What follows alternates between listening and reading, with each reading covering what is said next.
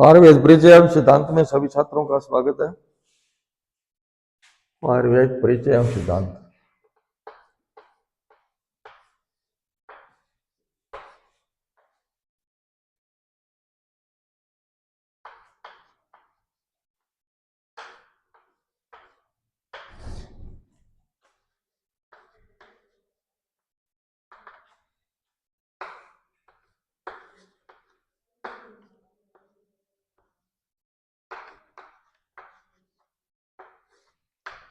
आयुर्वेद परिचय एवं सिद्धांत में आज अपन पढ़ेंगे त्रिदोष के बारे में। त्रिदोष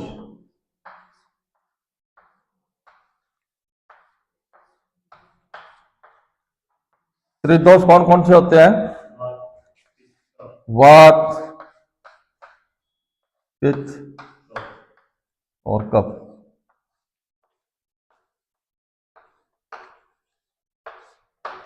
ये वात पित्त कफ है ना, ये अपने पूरे शरीर में रहते हैं।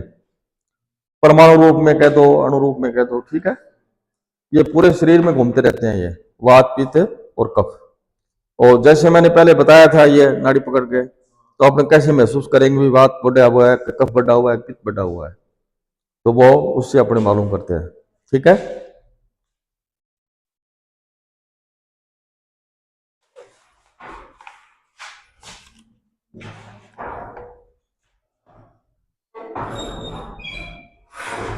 इसमें त्रिदोष में वात प्रधान होता है। मतलब जो वात पित्त कफ है, वात पित्त कफ के अंदर वात प्रधान होता है। वात अगर यदि मतलब वात नहीं होगी तो पूरे शरीर में अपने दोष नहीं घूमेंगे, कोई भी चीज काम नहीं करेगी। मतलब अगर वात नहीं होगा शरीर में तो कोई भी द्रव्य या मतलब जो अंदर खाना पीना घूमना फिरना वो काम नहीं आएगा, ठीक है। तो दोष धातु मल मूलम ही शरीरम। अब शरीर के बारे में कहा है कि दोष धातु और मल, दोष त्रिदोष हो गए, वात पित्त कफ। धातु कौन सी है? रस रक्त मांस मेद अस्थि मज्जा शुक्र।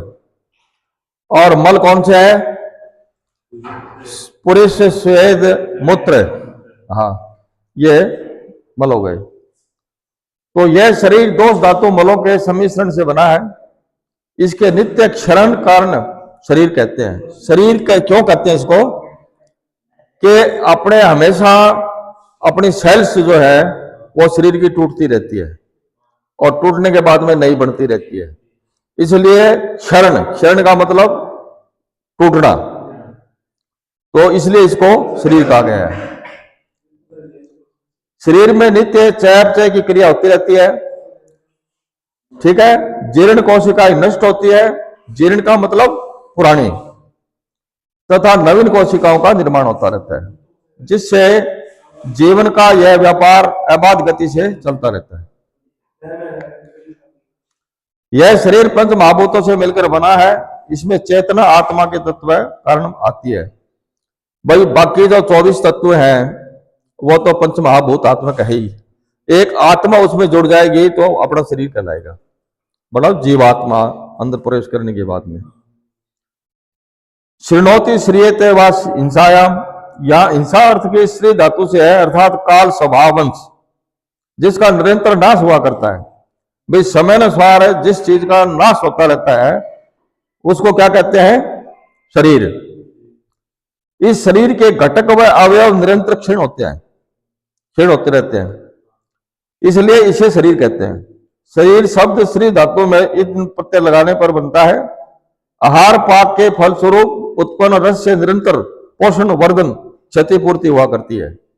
अपन जो आहार करते हैं वो उसके खाने पीने से क्या है कि अपने वो उसका निरंतर जो है पोषक तत्व है मिलते रहते हैं, और जो पुरुष भाग है वो निकलते रहते हैं।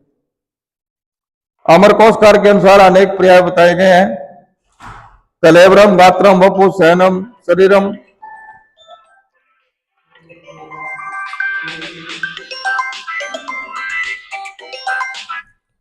मतलब अभी क्लास में हूँ।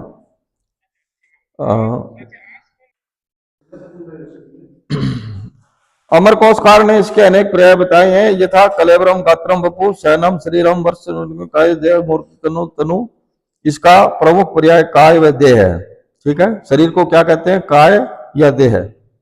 काय शब्द चित्र चेत नादि भी चित्र चयने यानी धातु से बना है। चित्र का अर्थ है एकत्रित करना। चीयते अनैन इति काय कोशिकाएं सेल्स। ठीक है, एकत्रित होकर जो सेल्स है ना वो एकत्रित होकर के उत्तक बनाती है तथा समान संरचना कार्य करने वाले अनेक उत्तक मिलकर शरीर बनाते हैं। ये अपना शरीर जो है उत्तकों से बना हुआ है। ठीक है, सेल्स के द्वारा उत्तक बनती है और उत्तकों के द्वारा शरीर बना है। हाँ हाँ हाँ, कांच का इंजेक्शन मतलब समझा नहीं मैं आपकी बात। सिरिंज, हाँ पहले कांच की हुआ करती थी, अब कांच की कहाँ है? अब तो पहले वॉल की लगा देते थे, आजकल तो डिस्पोजल आ गई, डिस्पोजल के काम में लेते हैं अपन। हाँ, काय शब्द का अर्थ है जठराग्नि भी है। ठीक है, काय शब्द क्या है? जठराग्नि। मूल मतलब जठराग्नि है। इसमें द्रव्यों का पाचन कार्य एक रूप से दूसरे रूप में बदल देते हैं। देह है शरीरम, देह को शरीर कहा गया है।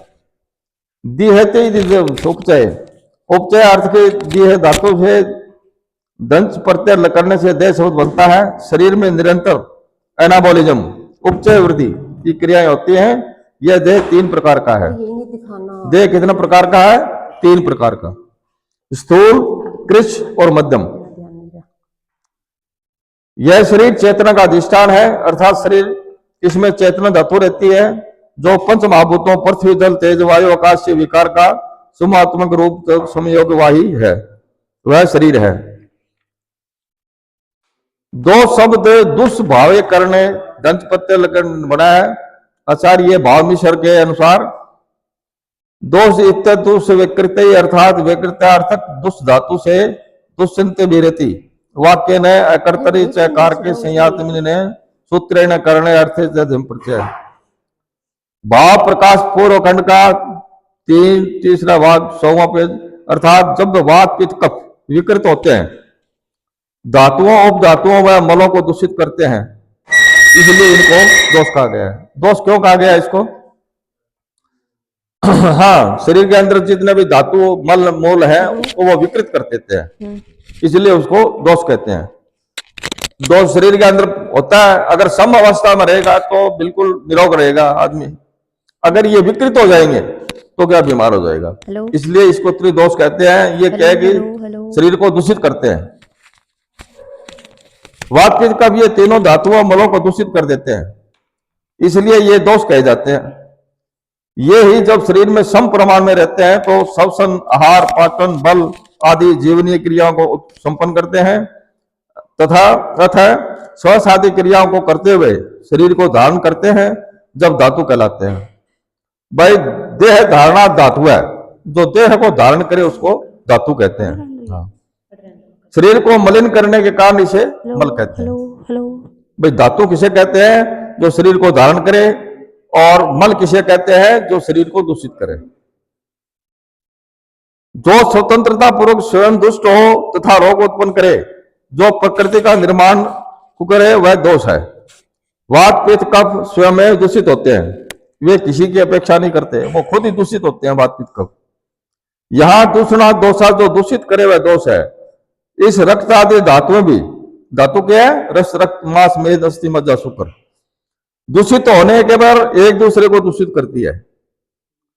अतः उपयुक्त परिभाषा के आधार पर रस आदि धातुओं को दोष समझना चाहिए। ठीक है, वस्तुतः रस आदि धातुएं दोषों से दूषित होकर अन्य धातुओं को दूषित करती है। स्वतंत्रता नहीं, इस तथ्य को ध्यान में रखते हुए दोष का लक्षण स्वतंत्रेण दुष्टम दोषत्वम करना उचित होगा। इस लक्षण के आधार पर धातुओं में स्वतंत्रेण दुष्टत्व न होने से वे दोष की श्रेणी में नहीं आते हैं। अब आगे लिखा है इसमें कि स्वतंत्र ये पुनः ये जिज्ञासा होती है कि स्वातंत्र्य का अर्थ दोषांतर निरपेक्षत्व अर्थात अन्य दोष की उपेक्षा किया बिना है। अथवा हेतुअंतर निरपेक्षत्व अर्थात दोष प्रकोपक कारणों की अपेक्षा किए बिना है। यदि स्वातंत्र प्रथम अर्थ अन्य दोष की अपेक्षा किए बिना ये क्रिया किया जाए तो केवल वात दोष ही इस श्रेणी में आ सकता है, पित्त कफ नहीं, क्योंकि पित्त व कफ वात की सहभागिता के बिना धात्वद की तुष्टि करने में सक्षम नहीं है। इसलिए जो वात दोष है ना उसको प्रधान बताया गया है, इसके बगैर ये दल दूषित नहीं होंगे, पित्त और कफ। इस आशय से आचार्य कहते हैं कि पित्त पंगु कफ पंगु पंगो मल धातु है वायन यत्र नियंत्रे तत्र गच्छति मेघवत। इसका मतलब ये हुआ कि अगर बादल छाए हुए हैं, अगर हवा नहीं होगी तो वो एक दूसरी जगह नहीं जा सकते। इसलिए शरीर के अंदर अगर वात दोष नहीं होगा तो जितने भी धातुएं मल वगैरह है वो अपना काम नहीं करेंगे। जैसे मल बाहर नहीं निकलेगा, अंदर से धातु है वो अपना काम नहीं करेगी। इसलिए वायु प्रधान है, वायु इसमें प्रमुख है। अपन जैसे वो हाथ लगा के देखा था ना कि वात सबसे पहले आता है, तो वात प्रधान होता है इसमें, फिर पित्त, फिर कफ। स्वतंत्र। अच्छा, अब आगे है वात पित्त कफ शरीर को दूषित करने के कारण दोष कहे जाते हैं। शरीर को धारण करने का कारण धातु तथा शरीर को मलिन करने का कारण मल कहे जाते हैं। संपूर्ण शरीर में गमन करने वाला वात, ये पूरे शरीर में गमन करता है वात। पित्त और कफ दुखित होकर शुभ व अशुभ कर्म को करने वाले होते हैं। जब वे अपने स्वाभाविक रूप में होते हैं तो शरीर में उपचय वृद्धि यानी बल वर्ण प्रसन्नता आदि शुभ कार्य करते हैं। जब ये विकृत होते हैं तो अनेक प्रकार के रोग व स्वरूप अशुभ को कार्य कर लेते हैं। कहने का तात्पर्य यह है कि अगर वात पित्त कफ समान रहेंगे तो शरीर अपना काम करता रहेगा सही तरीके से।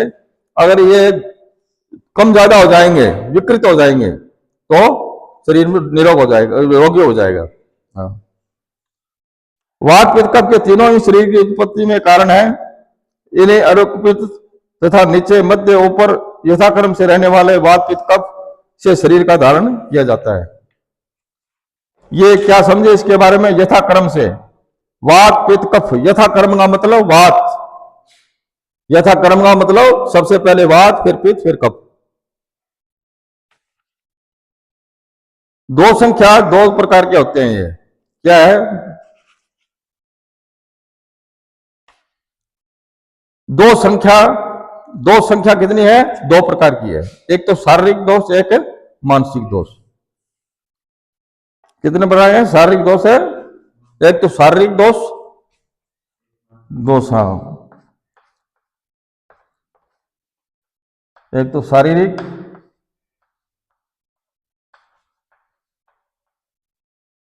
एक मानसिक।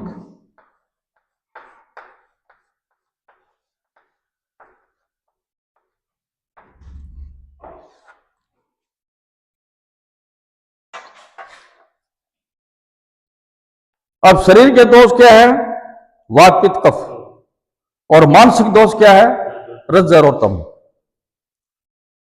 ऋतुओं के अनुसार क्या है, काल दो प्रकार के होते हैं। ऋतु के अनुसार दो प्रकार के काल होते हैं, जैसे आदान काल और विसर्ग काल। आदान काल किसको कहते हैं, विसर्ग काल किसको कहते हैं। जैसे शिशिर, वसंत और ग्रीष्म, मतलब अपने 6 ऋतुएं बताई गई आयुर्वेद में, तो शिशिर, वसंत और ग्रीष्म ये इसको आदान काल कहते हैं। और उसके बाद में फिर लिखा है ये वर्षा, शरद और हेमंत, ये है विसर्ग काल। वर्षा, शरद और हेमंत। ऋतुओं के आधार पर आचार्य रसों की उत्पत्ति बताई है। मतलब ऋतुओं के हिसाब से आचार्यों ने रसों की उत्पत्ति बताई है।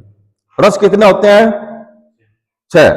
मधुर, अम्ल, लवण, कटु, तिक्त, कषाय, 6 रस होते हैं। आदान काल में, अब जैसे काल दो बताए, आदान काल और विसर्ग काल। आदान काल में कौन कौन से रस उत्पन्न होते हैं, जैसे शिशिर ऋतु में तिक्त रस, वसंत में कषाय रस, और ग्रीष्म ऋतु में कटु रस। हाँ।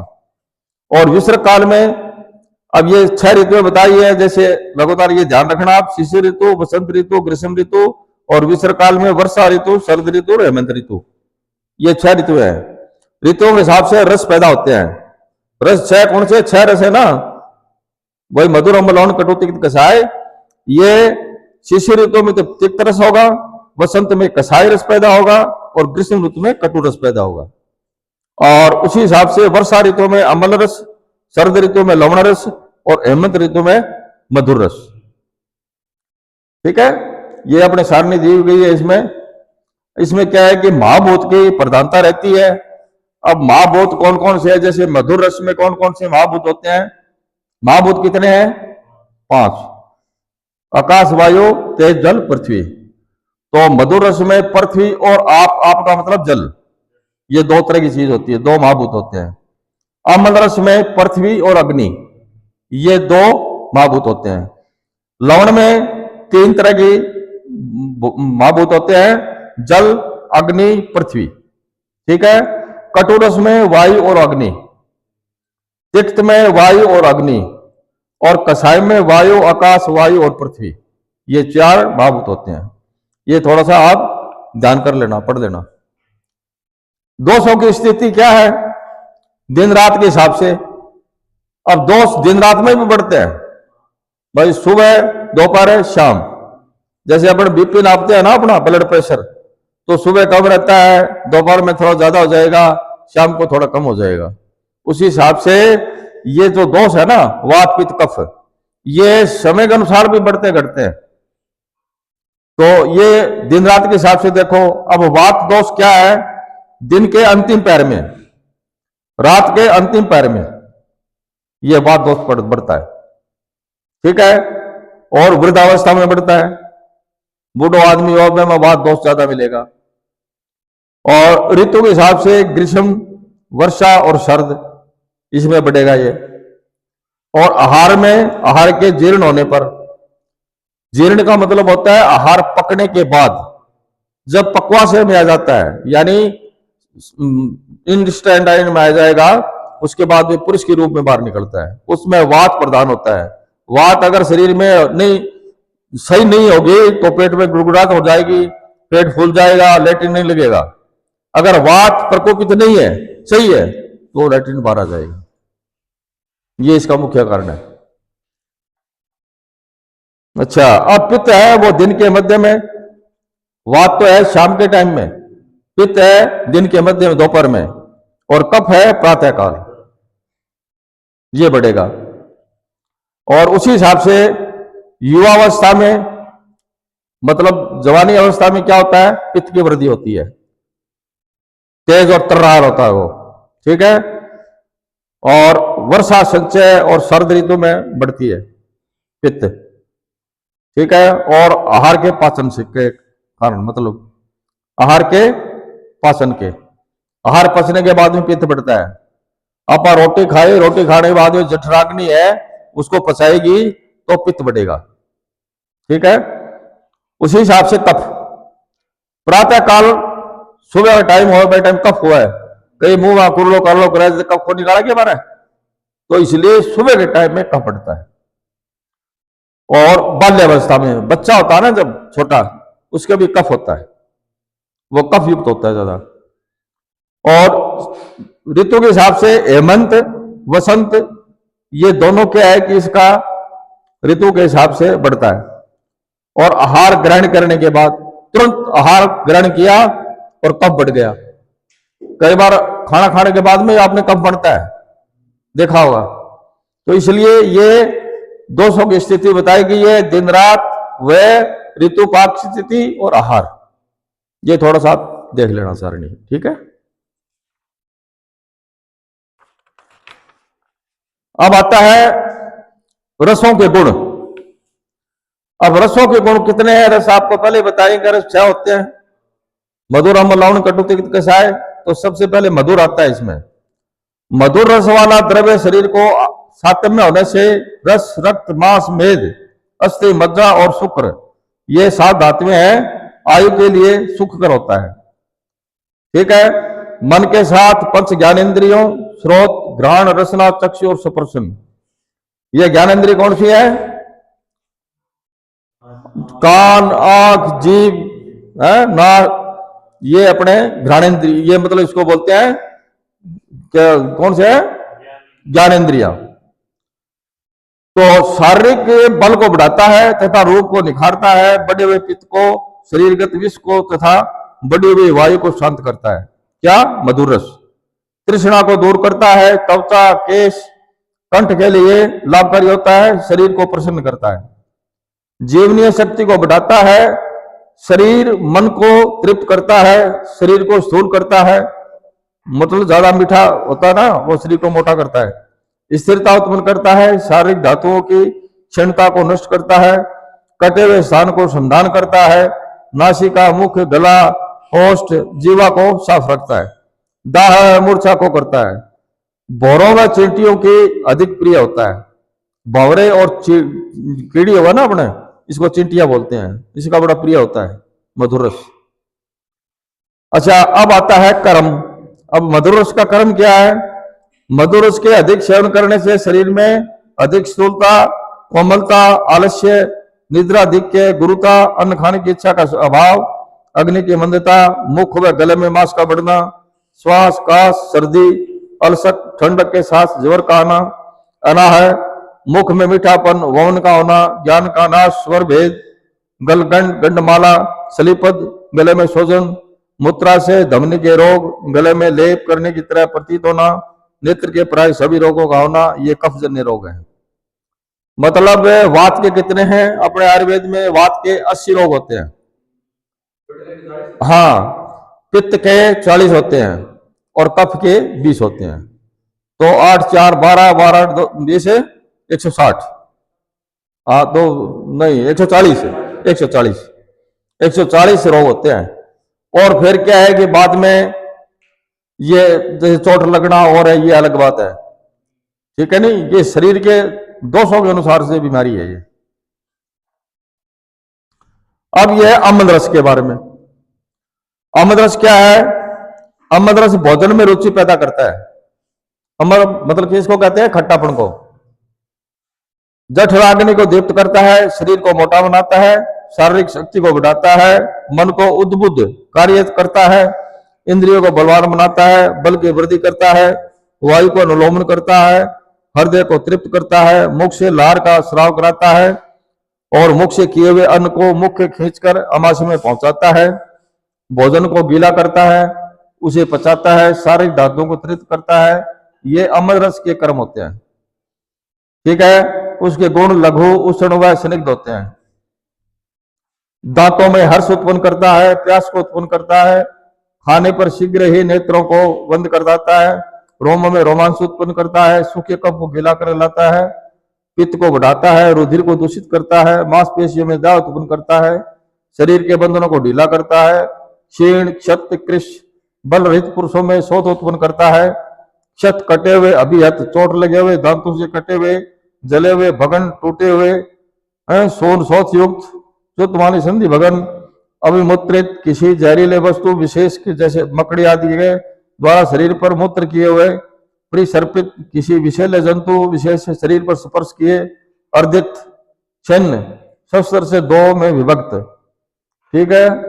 भिन्न आशयों का विदार, विश्लिष्ट, अभिघात, ये कटे हुए, विद्य, किसी कांटे या लोहे आदि से विरुद्ध हुए, उद्दिष्ट, प्रहार आदि चूर्ण हुए आदि के अग्नि गुण होने से पका देता है, आग्नेय स्वभाव होने से इसे अधिक सेवन किया गया अम्ल रस कंठ, छाती तथा हृदय में जलन उत्पन्न करता है, ठीक है। अब कल पढ़ेंगे अपन लवण रस के बारे में।